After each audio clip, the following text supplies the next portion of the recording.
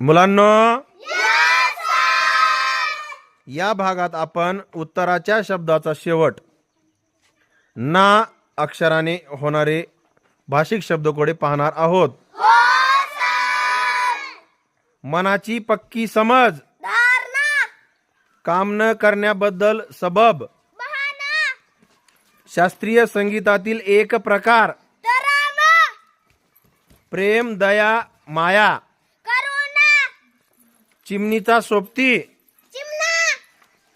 समंजस, लहान बाळांना यात झोपवतात, एका नदीचे नाव, एका किल्ल्याचे नाव,